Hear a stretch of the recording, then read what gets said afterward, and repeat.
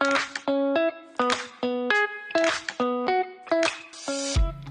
I'm Cindy Cloward with Riley Blake Designs, and today's special guest is Nicole Christopherson from Kwilt It, and she's designed this oh so cool binding board. Yep. So you have used this for quite a while, but it's a new product to Riley Blake, so tell us all about it. Okay, so I use the binding board to iron my binding really quick, and it will fold the binding in half for you as you pull it through. You want me to show you now? Yes, Okay. it's so clever. You're going to love it. This also doubles as an ironing board, but yes, that I take to quilt retreats and sewing nights and put it on the table next to me, and then I don't have to share an ironing board with anyone. It's the perfect size, but wait till you see how slick this is to make your binding. Okay, I've already cut and sewn my binding strips together. You can do any width. There's not a required width. The ones that I am going to hand stitch my binding through, I press the seams open before I pull them through. But this binding is for a bag, so I haven't even pressed the seams because I'm going to sew through them. So I don't care that whether they're easy or difficult to sew through because my machine doesn't have a problem. You don't have to open them if you don't need to. You don't have to open them. Yep, especially if you're sewing them by machine.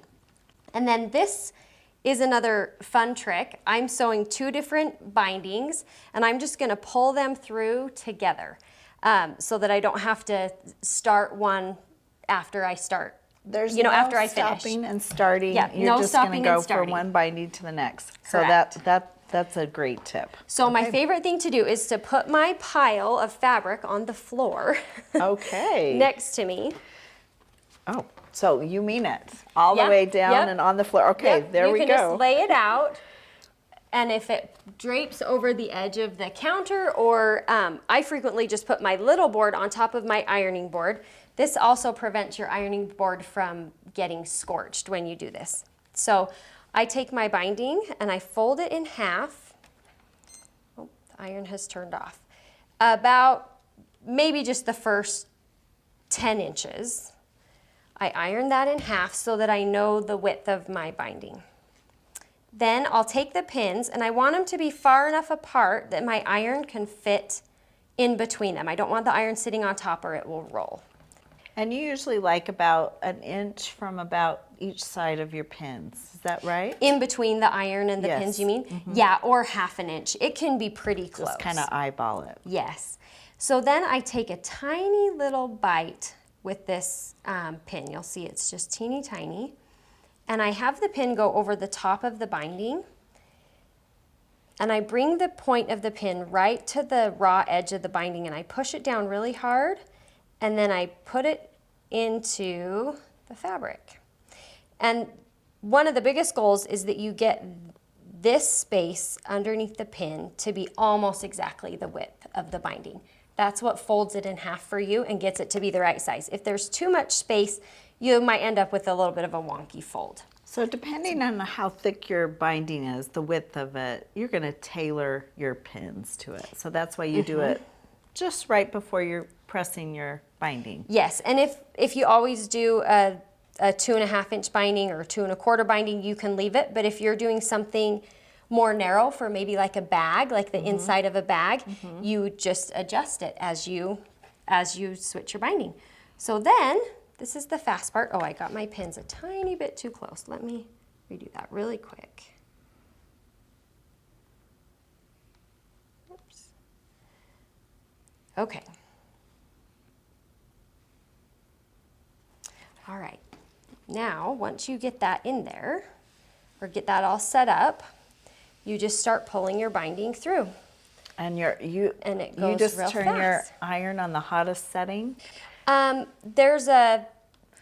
Underneath here, there's a reflective heat material. So I actually turn mine down a tiny bit, or it gets too hot that I can't hold it over here as it comes through.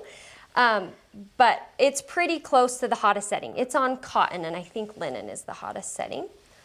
So your cotton setting is the ideal setting. Yep. And this binding is 7 strips. So it's just under 300 inches. I can't remember the measurements exactly for the quilt. I want to say it's 70 by 80.